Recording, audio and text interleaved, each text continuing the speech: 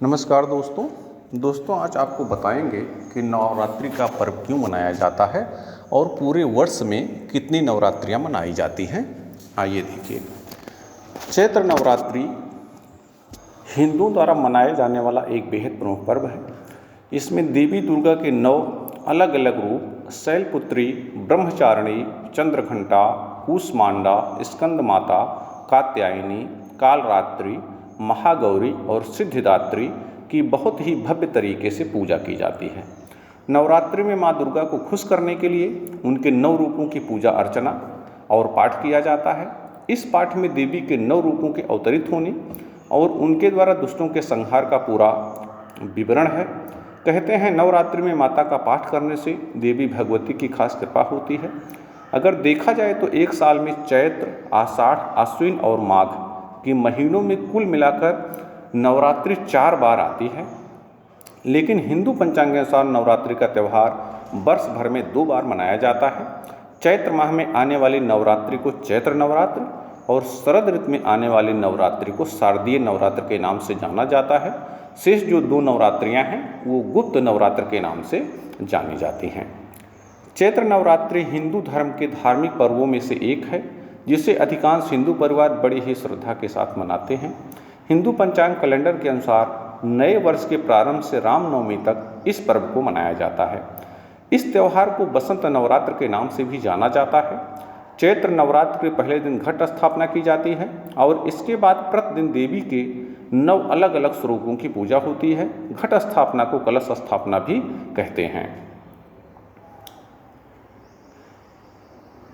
जब भी नवरात्रि आती है तो हमारा दिमाग पाठ पूजा, देवी माँ की अर्चना तक ही सीमित रह जाता है। लेकिन हम यह नहीं जानते कि नवरात्रि का पर्व क्यों मनाया जाता है, इसकी मान्यता क्या है।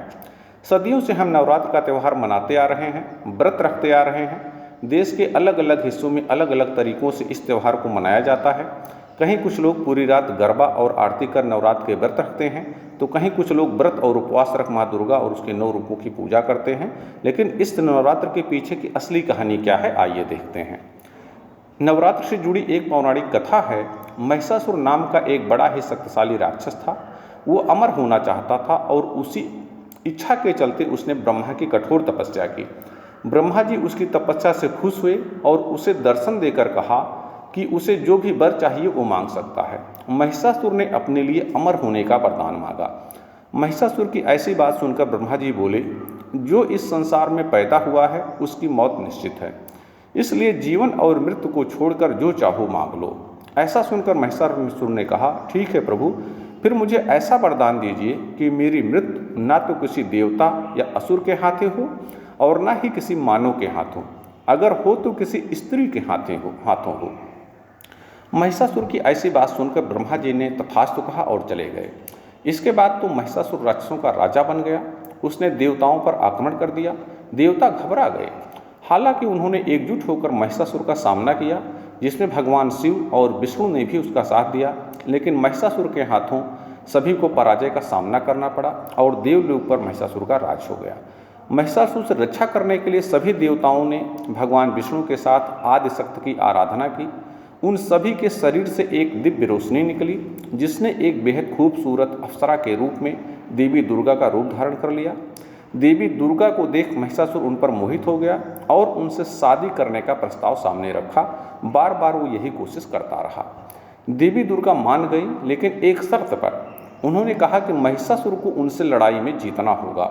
महिषासुर मान गया और फिर लड़ाई शुरू हो गई, जो 9 दिनों तक चली। 10वें दिन देवी दुर्गा ने महिषासुर का अंत कर दिया और तभी से ये नवरात्रि का पर्व मनाया जाता है। तो इस प्रकार दोस्तों, ये जो महिषासुर का अंत हुआ, यह नवरात्रि शरद नवरात्रि के नाम से जानी जाती है और देवताओं ने पूजा करके जो देवी जी को उत्पन्न किया, यह नवरात्रि वासंतीय नवरात्र के रूप में मनाई जाती है। आइए थोड़ा सा और जानते हैं कि कलश स्थापना क्या है। हिंदू शास्त्र के अनुसार किसी भी पूजा से पहले गणेश जी की आराधना करते हैं। हम में से अधिकांश लोग यह नहीं जानते कि देवी दुर्गा की पूजा में कलश क्यों स्थापित करते हैं। कलश स्थापना से संबंधित हमारे पुराणों में एक मान्यता है, जिसमें कलश को भगवान विष्णु का रूप माना गया है। इसलिए लोग देवी की पूजा से पहले कलश का पूजन करते हैं। पूजा स्थान पर कलश की स्थापना करने से पहले उस जगह को गंगा जल से शुद्ध किया जाता है और फिर पूजा में सभी देवी देवताओं को आमंत्रित किया जाता है। कलश को 5 तरह के पत्तों से सजाया जाता है और उसमें हल्दी की गांठ, सुपारी, दूर्बा आदि रखा जाता है। कलश को स्थापित करने के लिए उसके नीचे बालू की बेदी बनाई जाती है और उसमें जौ बोए जाते हैं। जौ बोने की विधि धन धान देने वाले देवी अन्नपूर्णा को खुश करने के लिए की जाती है। माँ दुर्गा की फोटो या मूर्ति को पूजा स्थल के बीचों बीच स्थापित करते हैं और माँ का श्रृंगार रोली चावल, सिंदूर, माला, फूल, चुनरी, साड़ी, आभूषण और सुहाग से करते हैं। पूजा स्थल में एक अखंड दीप जलाया जाता है जिसे व्रत के आखिरी दिन तक जलाया जाना चाहिए। कलश स्थापना करने के बाद गणेश जी की और माँ दुर्गा की आरती करते हैं, जिसके बाद 9 दिनों का व्रत शुरू होता है। माता में श्रद्धा और मनवांछित फल की प्राप्ति के लिए बहुत से लोग पूरे 9 दिन तक उपवास भी रखते हैं। नवमी के दिन 9 कन्याओं को, जिन्हें माँ दुर्गा के 9 स्वरूपों के समान माना जाता है, श्रद्धा से भोजन कराया जाता है और दक्षिणा आदि दिया जाता है। चैत्र नवरात्रि में लोग लगातार 9 दिनों तक देवी की पूजा और उपवास करते हैं और 10वें दिन कन्या पूजन करने के पश्चात उपवास खोलते हैं। देवी दुर्गा की पूजा गुप्त नवरात्रि में भी की जाती है। आषाढ़ और माघ माह के शुक्ल पक्ष में पड़ने वाले इस नवरात्र को गुप्त नवरात्र कहते हैं। हालांकि अधिकांश लोगों को ना तो इसकी जानकारी है और ना ही वो गुप्त नवरात्र को मनाते हैं, लेकिन तंत्र साधना और वशीकरण आदि में विश्वास रखने या उसे इस्तेमाल करने वालों के लिए गुप्त नवरात्रि बहुत ज़्यादा महत्व रखती है। तांत्रिक इस दौरान देवी माँ को प्रसन्न करने के लिए उनकी साधना भी करते हैं।